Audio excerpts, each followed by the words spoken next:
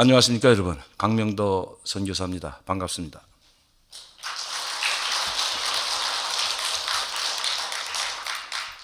오늘 이렇게 아름다운 교회에서 설교를 하게 해주신 하나님 아버지께 먼저 감사의 말씀드립니다. 제가 오늘 여러분들께 들려주실 말씀은 하나님과 한반도의 평화라는 제목으로 말씀을 드리려고 합니다. 왜 갑자기 하나님과 한반도의 평화라고 이렇게 이름을 달아줄까? 혹시 좀 무슨 정치적인 그런 게 있지 않나 이런 걱정을 하시는 분들도 아마 있을 겁니다. 그런데 제가 이렇게 오늘 하나님과 한반도의 평화라는 제목을 가진 데는 그만한 이유가 있기 때문입니다. 여러분들도 아시다시피 이 성경책에도 나와 있죠, 여러분. 자, 하나님은 이스라엘 백성을 통해서 우리에게 주시는 메시지가 있습니다. 하나님께서는 이스라엘 백성들에게 예레미야 선지자를 통해서 70년이 되면, 70년 전이죠, 그러니까 70년이 되면 내가 너희에게 한 약속, 선한 약속을 실행해서 꼭 이 땅으로 다시 돌아오게 하시겠다는 그런 하나님의 약속을 하셨습니다, 여러분. 근데 우리도 지금 우리 한반도를 가만 보게 되면 이 남북이 갈라진 지 70년이 지났죠, 여러분. 제가 간증이나 설교를 가장 많이 했을 때가, 초청을 많이 받았을 때가 2015년도입니다, 여러분. 그때가 꼭 우리가 남북 분단된 지 70년이 되었거든요. 그때 많은 분들이 저에게 질문도 하고 제가 이제 설교를 할 때 이런 이야기를 하곤 했습니다. 우리 70년이 됐는데 우리도 이스라엘 백성을 하나님께서 그 포로에서 이끌어내셨듯이, 바빌론 포로에서 이끌어내셨듯이 우리도 이제는 하나님께서 우리에게 통일을 허락해 주시지 않을까, 이런 기대도 상당히 많았습니다, 여러분. 여러분도 기대 많이 하셨죠? 근데 그런데 70년이 되면 우리 통일을 이루게 해 주시겠다는 하나님의 약속이나 선지자의 이야기는 없었죠, 여러분. 그렇죠? 이스라엘 백성을 70년이 되면 그 포로에서 다시 고향으로 이끌어내시겠다고 했던 그 하나님의 말씀, 약속은 바로 예레미야 선지자를 통해서 이스라엘 백성들에게 직접 하셨던 겁니다. 그러나 지금은 지금도 하나님은 우리와 함께 계시고 언제나 우리들이 하시는 모든 일, 하나님은 지금도 이 자리에도 계시고 역사하고 계십니다. 여러분 믿으시죠? 하나님은 우리가 하시는 일뿐만 아니라 이 창조주, 우리 천지 창조주이시기 때문에 모든 것을 주관하시는 것이 바로 하나님입니다. 자, 여러분, 제가 이 자리에 선 것도 제 뜻으로 왔을까요, 여러분? 제 뜻대로 오지 않았습니다. 여러분, 전 상상도 안 해서 여기 와서 설교하게 되리라고는 아무도 몰랐습니다, 여러분. 이거 며칠 전까지만 해도 몰랐거든요, 사실은. 이렇게 모르는 일, 그러니까 제가 이 자리에 선 것도 하나님의 뜻과 의지대로 섰지 제 뜻과 의지대로 선 것이 아니라는 겁니다. 다시 말씀드리면 제 운명을 주관하시는 것은 제가 아니라 바로 하나님이라는 것입니다. 이 하나님께서는 정말 우리가 상상 못하는 놀라운 일도 하시는 분입니다. 그런데 이스라엘 백성을 끌어내실 그때 상황과 지금은 어떻죠, 여러분? 지금은 그때 상황과 많이 차이가 나고 많이 다릅니다, 여러분. 왜냐하면 이스라엘 백성들을 통해서 하나님께서는 우리에게 보여주셨던 것이 너무나도 하나님이 창조하신 우리들을 너무나도 사랑하시고 너무나도 아끼시고 사랑하셨는데도 불구하고 우리가 하나님을 믿지 않았습니다. 하나님의 사랑을 다 줘버리고 또 다른 우상을 만들고 계속 이렇게 했기 때문에 하나님은 어쩔 수 없이 자기 외아들 예수 그리스도를 우리에게 보내셨던 것입니다. 그리고 십자가를 통해서 예수가 매달리신 그 십자가를 통해서 우리를 얼마나 사랑하시고 얼마나 아끼시는지 우리에게 보여주셨던 것입니다, 여러분. 저는 이번 우크라이나와 러시아의 전쟁을 보면서 정말 하나님의 놀라운 역사를 다시 한번 깨닫게 되었습니다, 여러분. 이 한반도의 평화, 지구의 평화, 또 우리 남북 간의 이 통일은 인간의 힘으로는 안 된다는 겁니다, 여러분. 그리고 인간의 힘에는 한계가 있지만 전지전능하신 이 천지 창조주이신 하나님 능력에는 한계가 없다는 것을 저는 이번에 똑똑히 깨달았다는 것입니다, 여러분. 아무리 우리가 통일을 하려고, 아무리 우리가 평화를 이루고 하려고 해도 우리 힘으로는 절대로 되지 않는다는 겁니다. 여러분, 한번 가만히 생각해 보세요. 제가 한국에 온 지 30년이 되는데요. 많은 대통령들이 교체됐습니다. 그 대통령들이 교체될 때마다 남북관계를 풀어보기 위해서 무진해를 썼습니다. 그 첫 번째 단추가 바로 박정희 대통령 때 1970년 7.4 남북공동성명입니다. 그때는 정말 3대 조국통일 3대 원칙도 생기고 5대 방침도 생기고 남북 고려 연방제 통일을 비롯한 남과 북이 서로 정말 손잡고 통일을 가자고 그렇게 외쳤던 적도 있었죠. 그게 바로 70년인데 지금 얼마나 많은 세월이 흘렀습니까? 50년이 지났죠, 여러분 벌써. 그리고 그 이후에도 많은 대통령들이 교체되면서 남북관계를 해결해 보겠다고 무진해를 썼습니다. 가깝게는 여러분 문재인 대통령이 당선되고 나서 3번의 정상회담을 만날 때 저는 정말 막 환희에 휩싸였어요. 야, 이제는 내 고향인 북한에 갈 수 있겠구나. 이제 평양에 가서 우리 부모 형제들 만날 수 있겠구나. 그런 생각도 가지게 됐습니다. 그러나 그것도 잠깐이었습니다, 여러분. 왜? 김정은 위원장이 이 문재인 대통령을 만났을 때 이런 이야기를 했거든요. 여러분들은 아마 그런 김정은 위원장의 그런 이야기를 기억 안 하실 겁니다. 왜냐하면 저희와 정말 운명과도 같은 이야기를 했기 때문에 저희 생사와 운명과 같은 말을 했기 때문에 저희들은 잊지 않죠. 어떤 말을 했은 줄 아십니까? 문재인 대통령하고 앉았을 때 여기에 이산가족, 여러분 아시죠? 이산가족. 6.25 전쟁 때 서로 피난 내려오고 피난 올라갔던 그 이산가족이 상당히 많은 것으로 알고 있습니다. 그리고 탈북민이라는 말을 처음 김정은이가 거론했거든요. 자기 입으로. 여기에 탈북민들도 상당히 많이 있는 것으로 압니다. 그러나 이제 그들도 마음 놓고 살고 걱정 안 해도 된다고 전해주시기 바랍니다. 여러분 이게 김정은 위원장 입에서만 나온 겁니다, 여러분. 그때 저희가 그 뉴스를 듣고 야, 이거 뭐인가 이제 풀리겠구나. 뭐인가 달라지겠구나. 여러분, 부모 형제를 두고 온 저희와 같은 사람들이 입장에 여러분들이 서 계신다면 그 말 한마디, 그것도 독재자라고 하는 그 압제자라고 하는 그 사람 입에서 그 말이 나왔다고 했을 때 우리가 얼마나 안도했겠습니까? 탈북민들도 이제는 걱정 안 하고 살아도 된다. 그러면 우리는 그 북한 쪽에서 우리를 볼 때는 배신자라고 되어 있죠. 물론 배신 맞죠. 우리는 그 독재 정권이 싫어서 그 공산당과 독재 정권을 배신하고 한 우린 배신자, 떳떳하게 말합니다. 배신하고 왔죠, 당연히. 그런데도 북한에서는 배신자는 그 지국구까지 가서 따라가서 척결한다는 그런 내용이 있거든요. 그런 법이 있습니다, 여러분. 민족 반역자라는 딱지가 붙어 있거든요. 저희가 북한에서 여기 왔을 때는.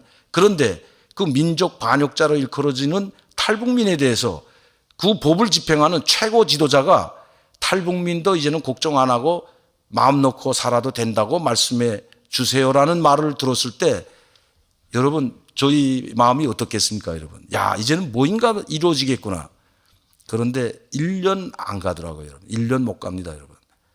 2018년이죠. 2018년도에 3번의 정상회담이 있었습니다. 4월 판문점 선언 우리 측에 있었고 6월 달에 북한 판문점에서 다시 문재인 대통령이 넘어가서 만났고 그리고 그 역사적인 9.19 합의라는 9월 달에 평양에 갔고 삼전 백두산까지 올라가서 김정일과 회담을 했습니다. 정상회담. 그때까지만 해도 굉장했죠, 여러분. 문재인 대통령이 북한이 생겨 이래 남한 대통령으로 20만 30만이 되는 군중 앞에서 연설한 것이 처음 있는 일입니다, 여러분. 그만큼 뭐인가 해결되는 줄로 알았습니다, 저희들도. 야, 이제는 남북관계가 풀리고 한반도의 평화가 안착되겠구나. 그런데 어떻게 됐습니까, 여러분? 지금 남북정상회담 3번 안 했던 거 한반도 못하게 더 거꾸로 가고 있죠. 그래요, 안 그래요, 여러분? 개성시에 있던 연락공동사무소가 흔적도 없이 폭파돼 버렸습니다, 여러분. 북한이 지은 게 아닙니다. 우리의 세금으로, 여러분들이 낸 세금으로 가서 지은 그 연락사무소가 흔적도 없이 폭파되는 걸 보면서 우리의 마음도 함께 폭파돼서 다 없어졌죠. 그때 당시에. 아, 이제 도저히 불가능하겠구나. 그리고 지금 한반도는 전쟁이나 평화나는 이 갈림길에 놓여 있습니다, 여러분. 그래서 제가 여러분들 앞에, 여러분들도 고향이 다 한국이기 때문에 하나님과 한반도의 평화라는 그 제목을 가지고 여러분들 앞에 말씀을 드리는 겁니다. 한반도가 지금 상당히 격변 상태에 있고 위기 상황에 나와 있습니다. 전쟁이나 평화냐. 왜 이게 중요하냐면 여러분 지금 우크라이나와 러시아의 전쟁 보십시오. 러시아의 침공에 의해서 우크라이나가 지금 처참하게 파괴되고 있는 모습 아마 보실 겁니다. 여러분. 마리우폴 단 그 45만 명이 살던 도시가 깡그리 파괴돼서 아파트 한 채 남아나지 않았습니다. 다 파괴됐습니다. 여러분. 물론 우크라이나가 러시아의 침공에 반대해서 용감하게 국민들이 맞서서 싸우고 죽으면서도 지금 강인하게 자기 조국을 지켜서 싸우고 있지만 그 뒤에는 눈물도 엄청난 눈물도 있습니다. 2만 5천 명의 무고한 전쟁과 관계없는 무고한 주민들이 2만 5천 명이 희생됐고 800만 명의 난민이 생겼습니다. 여러분. 와, 이거 그런데 여기 하나님의 역사가 일어나고 있다는 겁니다. 여러분. 여러분 전 세계가 러시아가 우크라이나를 침공할 당시에 침공한다는 이야기가 계속 올라나왔습니다. 그러면서 어떤 결과가 이루어졌냐면 분석이 나왔냐면 러시아가 우크라이나를 침공하면 3일을 버티지 못할 거라고 했습니다. 여러분. 3일. 저도 그렇게 봤습니다. 여러분. 특히 이 코미디 배우 했던 대통령이 된 상황에서 과연 우크라이나 국민이 결집해서 저 강력한 제 세계 2위의 군사력을 가진 러시아를 마주서서 과연 지켜낼 수 있을까? 상당히 우려했죠. 아마 3일 버티지 못할 거다. 그리고 한 주일이면 항복하게 될 것이다. 이렇게 생각했는데 지금 80일이 지나고 90일째 석 달이 되어오지만 러시아는 한 발짝도 더 이상 전진하지 못하고 오히려 하르키우 같은 지역에서는 강점했던 지역에서부터 철수하고 후퇴하고 오히려 지금 우크라이나가 전과를 올리고 있고 러시아가 패배하고 있는 수순의 그런 상황이 빠졌습니다. 이거 왜 이렇게 된 줄 아십니까, 여러분? 바로 우크라이나는 하나님의 역사가 이루어지고 있기 때문입니다, 여러분. 저는 그것을 똑똑히 봤습니다. 자, 그럼 어떻게 하나님의 역사가 이루어지냐? 저는 이번에 이 전쟁을 보면서 뭐 전쟁이보다도 일방적인 침략이죠. 침공이죠. 자, 이 러시아의 침략을 보면서 이 독재자가 얼마나 무서운지 다시 한번 느꼈거든요. 러시아 국민이 다 반대해도 이 독재자가 전쟁을 하라니까 지금 전쟁이 일어나죠, 여러분. 침공하라니까 침공이 일어납니다. 그런데 지금 우크라이나가 전승을 올리고 있고 이 침공을 했던 제2의 군사 대국인 러시아가 패망하고 있는 그 뒤에는 바로 미국이라는 나라가 있습니다, 여러분. 야, 저는 깜짝 놀란 게 여러분. 역시 미국이라는 걸 다시 한번 느꼈습니다. 왜 제가 미국이라는 걸 다시 느꼈냐면 아무리 독일이 있고 나토가 있고 독일, 프랑스, 영국 강력한 국가들이죠. 그런데 우크라이나를 지원하는 국가는 바로 미국입니다, 여러분. 이 프랑스나 영국이나 독일은 처음에는 잘 지원 안 했어요. 그러나 미국이 강력하게 지원하니까 이제 와서 그때 봐서 우크라이나가 전승을 하기 시작하니까 조금씩 지원하기 시작한 거지 처음에 지원 안 했습니다. 그러나 미국은 관계없이 모든 국민의 이 국가 이익을 다 떠나가지고 반드시 우크라이나를 러시아의 침공으로부터 막아야 되겠다는 이 한 가지 생각으로 전폭적인 지원을 낸 것이 바로 미국입니다. 미국이 왜 그렇게 지원한 줄 아십니까? 러시아를 무너뜨리기 위해서 아닙니다, 여러분. 하나님의 말씀을 지키기 위해서였습니다, 여러분. 야, 전 깜짝 놀라요. 저는 전 세계 대통령이 이 성경책에 손을 올려놓고 손수하는 대통령이 전 세계에서 있습니까, 여러분? 미국밖에 없습니다. 미국 대통령은 바로 대통령이 되면 이 성경책에 손을 올려놓고 손수, 즉 하나님 앞에 맹세하는 걸 봤습니다, 여러분.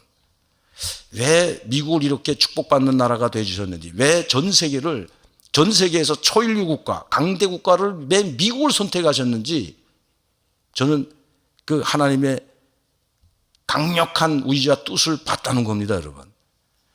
자, 그렇기 때문에 미국은 하나님의 말씀을 지켜서 가장 약한 러시아, 그 우크라이나를 모든 것을 다해서 여러분 돈으로 계산하면요. 약 1,000억 달러를 지원해 줬습니다. 최근에도 지금 350억 달러를 지원해 줬는데 우리 문재인 대통령 때 우리 한국 정부가 무기는 지원해 주지 않고 이 군사 장비들 뭐 방탄조끼라든가 철모 뭐 탱크나 대포를 좀 지원해 달라고 했는데 우리도 지금 휴전 상황이 있고 언제 전쟁이 모르는 상황에서 그렇게 전쟁하는 국가에 지원해 줄 수 있는 그런 상황이 아니기 때문에 충분히 이해는 하죠. 그리고 또 러시아의 관계도 있잖아요. 왜? 우리는 러시아와 국경을 마주하고 있습니다. 만약에 우리가 거기다 지원을 해주게 되면 무기까지 지원해 주게 되게 되면 만약에 한반도에 전쟁이 터졌을 때 러시아가 북한에 얼마나 전폭적인 지원이 명분이 되겠습니까? 그래야 안 그래요, 여러분? 그렇기 때문에 문재인 대통령 시절이지만 정부 시절이지만 이 방탄조끼와 철관모를 지원해 줬죠. 약 한 8천만 불 정도. 여러분, 미국은 1,000억 달러를 지원해 줬습니다. 1,000억. 미국이 지원이 없었더라면 우크라이나는 러시아 침공을 막아내지 못합니다, 여러분. 그 강력한 자금과 경제적 지원뿐만 아니라 현금과 그리고 무기를 지원해 줬기 때문에, 특히 미국이 지원한 가장 강력한 무기 중에 그 제블린이라는 반탄크 미사일, 그리고 스팅고라는 비행기를 격추시킬 수 있는 미사일을 지원해 줬기 때문에 러시아의 침공으로부터 우크라이나가 막아낼 수 있었던 겁니다. 이 뒤에는 바로 하나님이 있었다는 겁니다, 여러분. 하나님의 역사, 이 미국을 이렇게 키워준, 이렇게 크게 축복해 주신 이 미국이 없었다면 지금 어떻게 됐을까요, 여러분? 전 세계가.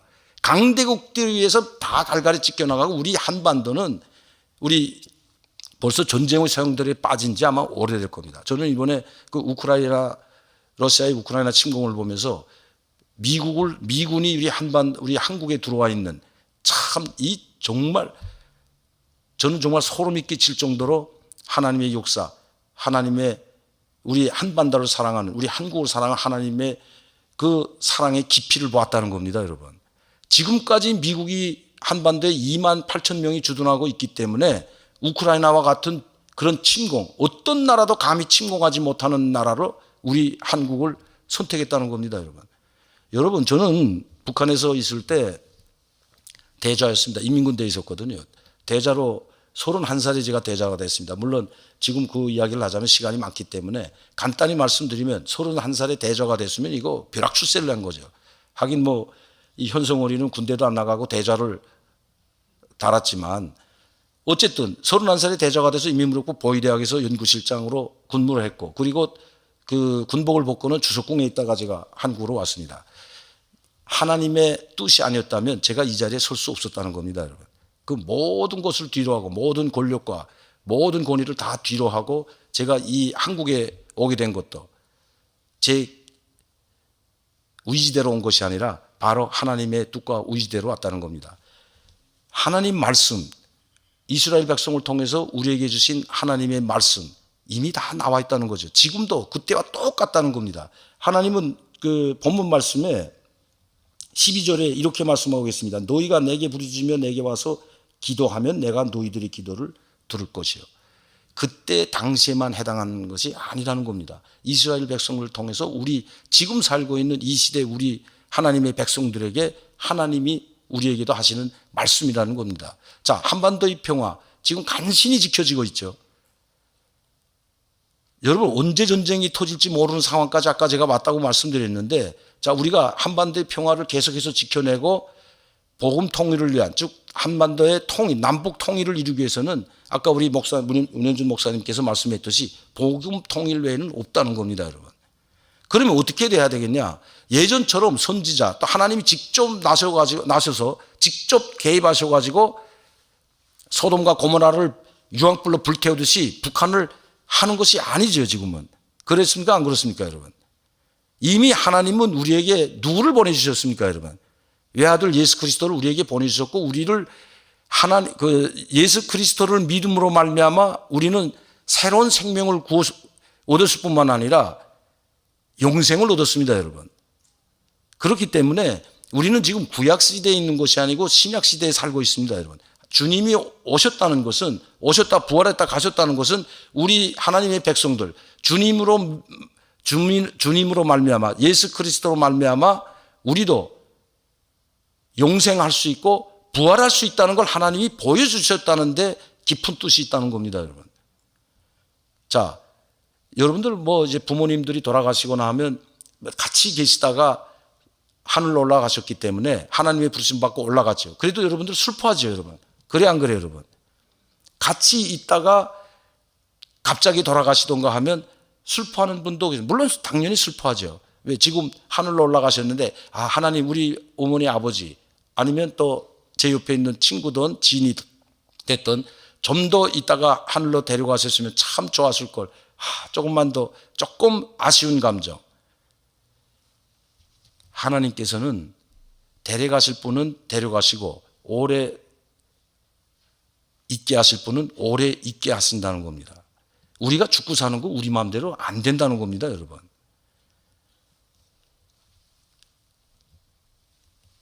우리의, 좀 전에도 말씀드렸지만 우리의 운명을 주관하시는 분은 내가 아니라, 내 운명을 주관하는 사람은 내 자신이 아니라 바로 하나님이시기 때문입니다. 제가 한 가지 재미있는 말씀드리면, 우리 식구들 중에, 여러분들 지금 코로나 이 팬데믹 때문에 지금 교회가 꽉 차지 못하고 아직도 마스크를 끼고 다 우리가 예배를 드리고 있죠.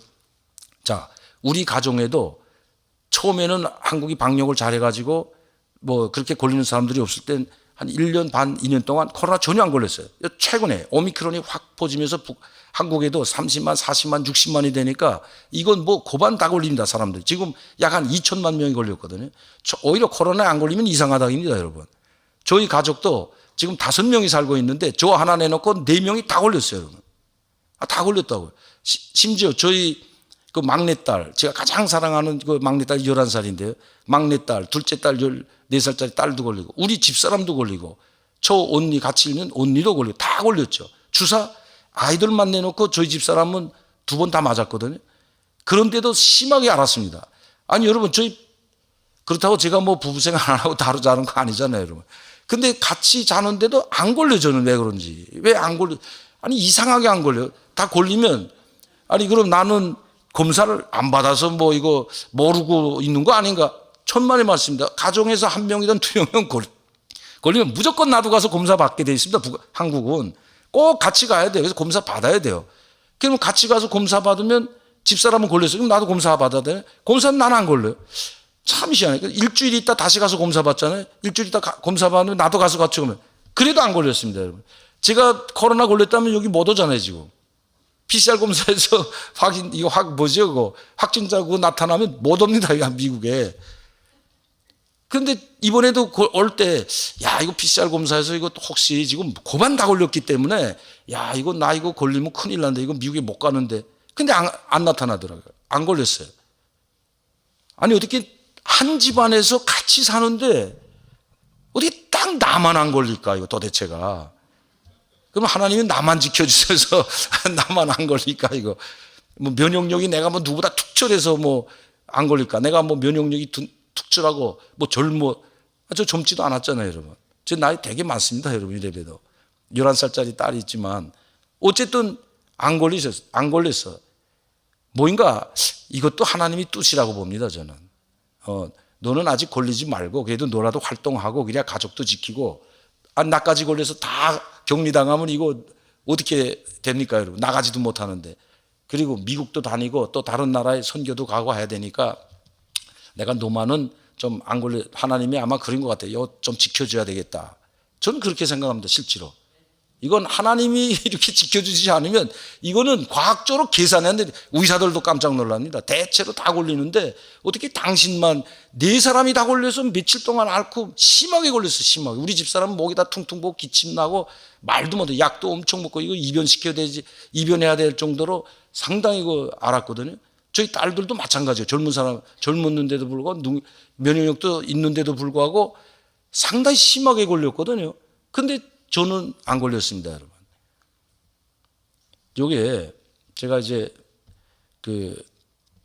말씀을 끝내면서 한반도, 우리 평화를 지켜주시는 분도 하나님이시고 남북 통일을 가져다 주시는 분도 하나님입니다. 그런데 조건이 있습니다, 여러분. 여기 뭐라고 그랬잖아요. 너희가 내게 부르짖으며 와서 그냥 오지 말고 부르짖으며 오라. 부르짖으며 내게 와서 기도하면, 그냥 하나님 아버지 도와주세요, 우리 남북 통일 좀 하게 해주세요, 이렇게 하지 말고 부르짖으며 온 마음을 다해서 기도하면 내가 너희 기도를 들을 거라고 했는데, 우리가 지금 그렇게 이 에스더나 이 포로로 끌려갔던 이스라엘 백성처럼 그렇게 간절하게, 예레미야나 느헤미야나 스룹바벨이나 에스더처럼 간절하게 기도하고 목숨까지 내놓았던 그런 선지자 역할을 하는 그런 성도님들, 그런 목회자님들, 물론 그런 분들도 계십니다. 특히 우리 문현준 목사님은 그럴 것 같아요, 제가 보니까. 자, 그런데 여러분들이 마음, 이 한 분의 기도가 중요한 거 아니라 우리 기독교인들, 우리 한반도에서 살고 있는 사람들뿐만 아니라 우리 전 세계에 나와 있는 우리 한국민들, 성도님들이 이렇게 정말 목숨까지 바치며, 에스더 한번 생각해 보세요, 여러분. 왕 앞에 나가서 죽이면 죽이는데 하만이 이스라엘 백성들 다 죽이려고 했을 때 에스더가 나가서 무릎 꿇고 왕한테 간청인데, 그러다 죽이면 죽이는 겁니다, 여러분. 그때 당시 뭐 왕후라고 해도 그 원래 있던 왕후 죽이는 거 봤죠, 여러분. 그렇게 목숨을 걸고 나가서 자기 백성을 위해서, 이스라엘 백성을 위해서, 그리고 포로에서 구원해달라고 간절하게 기도하고 온 마음을 다해서 하나님께 매달렸던 그런 적이 과연 나부터 있었을까? 저는 없었던 것 같습니다, 여러분. 70년 동안, 70년이 되니까 이스라엘 백성을 포로에서 고향으로 이끌어냈지, 자기 땅으로 다시 이끌어냈던 하나님. 우리도 70년이 됐으니까 하나님 우리에게도 축복을 주시지 않을까? 안 주셨죠. 왜? 제가 이야기했던 이런 선지자와 같은 절절하게 하나님께 매달려서 목숨을 걸고 구원을 기도했던 그런 분들이 과연 우리는 얼마나 될까? 우리가 뒤돌아봐야 된다는 겁니다, 여러분. 하나님 말씀 하나 틀린 데 없잖아요. 그냥 오지 말고 내게 부르짖으면 내게 와서 기도하면 내가 너희들이 기도를 들을 것이요, 그리고 너희가 온 마음으로 나를 구하면 나를 찾을 것이요 나를 만날 것이냐. 저는 이제라도 늦지 않았다고 생각합니다. 전쟁을 막고, 전쟁이 얼마나 처참한지는 러시아와 우크라이나 전쟁을 보면서 여러분들이 아마 많이 깨달았을 겁니다. 이번에 이렇게 평화 시기에 지금 정말 백주 대낮이라고 할 수 있는 이 21세기에 어떻게 강대국이, 이제 유엔이, 그때 그 2차 대전 때는 유엔이 없었잖아요. 그래서 유엔이라는 걸 만들었거든요. 이런 전쟁을 막자고 유엔을 만들어한 의미가 거기 있는 겁니다. 2차 대전 끝나고 히틀러가 멸망한 다음에 1940년 그때 이제 유엔을 만들었잖아요. 유엔을 만들어 가지고 절대 침략을 하는 국가는 먼저 침략을 하니까 유엔에서 단죄할 뿐만 아니라 유엔군을 파병해서 아주 경멸시키게, 그게 바로 유엔입니다. 그런데 지금 유엔도 막지 못하고 있어요, 이 전쟁을. 왜? 바로 전쟁을 막겠다고 했던 유엔 안보리 상임 이사국 중에 한 국가가 침공을 하니까 유엔도 꼼짝 못하고 있습니다. 왜? 유엔 안보리에서 유엔군을 파병해야 되는데 러시아가 침공했기 때문에 러시아가 반대하면 유엔군 단 한 명도 파견할 수가 없는 게 지금 현재 유엔입니다, 여러분. 아마 여러분들은 저보다 미국에서 사셨기 때문에 더 잘 아실 거예요. 자, 유엔이라는 게 바로 그런 역할이거든요. 전쟁을 막기 위해서 만든 유엔인데 전쟁을 못 막는다는 거죠. 누가 이 백주 대낮에 21세기에 러시아가 약한 국가를 먼저 뭐 침략한 것도 아니고 국경 분쟁 일으키는 거 아닌데 가만히 있는데 이 국가가 자기들한테 위협된다면서 전쟁하는 이런 일이 벌어질 걸 누가 알았습니까, 여러분? 누구도 모르고 있죠. 누구도 몰랐던 겁니다. 자, 그런데 이 강력한 국가가 또 이렇게 패망할 줄도 누가 알았습니까, 여러분? 저도 깜짝 놀랐습니다, 진짜. 이 모든 것을 하나님이 주관하시기 때문이라는 것입니다, 여러분. 우리는 하나님, 정말 하나님이 살아 역사함을 믿고 주님으로 말미암아 우리는 주님으로 믿어 우리 주 예수 그리스도를 우리 주로 받아들임으로써 우리의 죄가 정죄되고 우리가 천국에 갈 수 있음을 여러분들이 믿기를 바랐습니다. 제가 제가 올 때 설교한다고 하니까 목사님이 한 그 중요한 이야기를 저한테 해주셨습니다. 그 제가 하나만 제가 인용하고 이제 끝내는데, 여러분 아마 그 한미순이라고 아시는지 모르겠어요. 저도 우리 목사님을 통해서 알았어요. 이분이 상당히 뭐 유명한 분도 아니었어요. 이 한미순이라는 분이 어느 날 갑자기 전신마비가 옵니다. 자동차 사고가 나가지고 전신마비가 된다는 건 여러분 아무 이 사지를 다 쓰지 못하고 그냥 뇌만 살아있고 입만 이게 살아있는 거예요. 움직일 수가 없어요. 다 포기하죠, 여러분. 삶을 포기하잖아요. 그런데 이분은 삶을 포기하지 않았더라고요. 이분이 쓴 책이 있습니다. 이 구필화가라는 말을 제가 들었을 때 무슨 뜻인지 몰랐어요. 구필화가라는 것은 입으로 그림을 그리는 겁니다. 입에 붓을 물고 그림을 그린다고 한번 상상해 보세요, 여러분. 이게 가능할까요, 여러분? 하나님이 그렇게 해 주셨던 겁니다, 여러분. 온 몸을 쓰지 못하는 사지가 마비된 상태에서 그가 움직일 수 있는 건 입밖에 없기 때문에 입으로 그림 그릴 수 있는 능력을 하나님이 주십니다. 그가 쓴 책이 있는데 책 제목이 이렇습니다. 홀로 있어도 혼자가 아닌. 이 책에서 그가 어떻게 이야기하는지 이렇게 고백했습니다, 여러분. 입에 붓을 물고 화선지에 손을 긋는 순간 비로소 살아있음을 느꼈습니다. 치아가 뽀근하고 입에선 침이 흘러나와 여간 고된 일이 아니었습니다. 입안이 다 허로 하루에도 수십 번 붓을 뱉어부리고 싶었지만 고통 속에서도 희망을 주신 하나님께 감사하며 다시 붓을 들었습니다. 그녀는 자, 그러니까 이 한미수는 그렇게 하나님을 생각하면서 그래도 내 생명을 지켜주시고 살려주신 하나님께 감사한 그 마음 때문에, 그 감사한 마음 때문에 그래도 내가 살아야 되겠다. 내가 붓으로 이거 포기하지 않겠다고 그림을 그리는데, 이분의 그림이 그 협회에 있습니다. 세계 구족 화가 협회에 등록돼서 작품 활동을 계속할 수 있도록 그 등록이 되면 지원이 나온다고 합니다. 거기 등록되는 그런 놀라운 역사가 일어났다는 겁니다. 이분이 말하는 거죠. 자, 그러면서 그는 이렇게 말합니다. 입으로 그림을 그리면 얼마나 아름다운지요. 정말 절망 가운데도 저는 항상 감사드립니다. 뜻밖의 찾아온 사고로 인한 전신마비 고통 가운데 왜 하필 나에게 이런 일이 벌어졌을까? 절망하며 삶을 포기하고 싶었습니다. 그러나 그럼에도 불구하고 살아있음에 감사했습니다. 돌아보니 필요를 채우시는 하나님의 손길이 언제나 함께 했다는 사실도 깨달았기 때문입니다. 이제는 홀로 있어도 혼자가 아닙니다. 하나님이 위하시는 존재가 되었습니다. 내게 생명 주신 하나님을 찬양하며 감사하며 영광을 돌립니다. 우린 사지가 멀쩡해서 그냥 멀쩡한데도 교회 나오라면 그렇게 싫어가지고 안 나오시는 분들, 나 이거 정말 나 이런 분 눈물 많이 흘렸어요. 제가 여러분, 우리는 죄인이죠. 우리는 절대 하나님 주님을 본받으며 주님처럼 살자고 무진 노력합니다. 많은 신실한 성도님들, 참 믿음을 가진 분들이 주님처럼 살기 위해, 주님을 따라배기 위해, 그리고 주님처럼 살자고 노력하지만 주님이 될 수는 없는 겁니다, 여러분. 그렇기 때문에 우리는 신이 될 수가 없는 인간의 인간, 우리는 사람이죠. 그렇기 때문에 항상 죄를 짓습니다, 여러분. 저도 죄를 짓죠, 당연히. 여러분, 목사님들도 죄를 짓습니다, 여러분.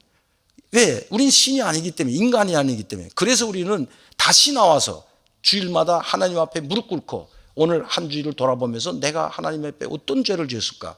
그리고 하나님 앞에 고백하고 하나님 앞에 용서를 받고 주님으로 말미암아 새롭게 됩니다. 이게 하나님의 말씀이거든요.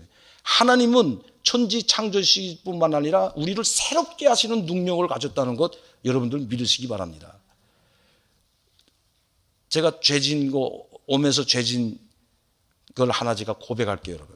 자, 저 미국에 한 2년 반 만에, 오래간만에 와서 보이스에 갔다가 오는데 비행장에, 저 깜짝 놀랐습니다.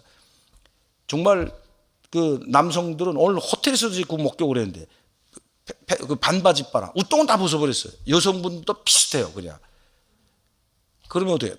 뭐 몸매 미끈하고 아주 뭐 참 아주 젊은 아이들이니까 얼마나 멋있습니까, 여러분. 그런데 그게 이 반바지 차림, 그것도 반바지도 그냥 반바지죠. 근데 그게 여러분 여성이나 남성이나 잠깐 위에도 약간 가리는데, 야, 저 여자 되게 멋있다. 야, 눈길이 안 가려고 해도 안 가요? 갑니까, 여러분? 다시 한번 보게 되더라고요. 이게 인간이거든요, 여러분. 이게 남의 여자를 보지 말라. 하나님 말씀에 나와 있잖아요. 남의 여자를 탐내지 말라. 탐내서가 아니라 이거 인간이기 때문에, 야, 다시 한번 그걸 뭘로 우리가 극복하죠? 말씀으로 극복하는 거죠. 나는 우리 사랑하는 성도 여러분들이 예수님 안에서 여러분의 남은 삶이 새로워지시기를 바랍니다. 그리고 믿음으로 말미암아 하나님은 우리를 또 새롭게 해주심을 믿기를 바랍니다. 기도하겠습니다. 하나님 아버지, 감사합니다. 오늘도 우리는 죄를 짓고 하나님 앞에 나와 고백하며 용서받기를 원합니다. 하나님 아버지, 압제자의 발밑에서 헐벗고 굶주리며 고통받고 있는 북한 2,500만 주민들을 기억하시고 짓밟힌 그들의 영혼을 하나님께로 인도하실 수 있도록 저희들을 인도해 주시옵기를 간절히 기도드립니다. 우리 오늘 하나님과 한반도의 평화의 그 말씀을 듣고 돌아가는 올바인 침례교회 모든 성도님들이 십자가를 지고 비주 한인 교회 모든 성도님들의 앞장에 서서 복음 통일을 위한 하나님의 귀한 종으로 쓰임받을 수 있도록 하나님 함께 해 주시옵기를 기도합니다. 이 모든 말씀 우리 주 예수 그리스도 이름 받들어 기도합니다. 아멘.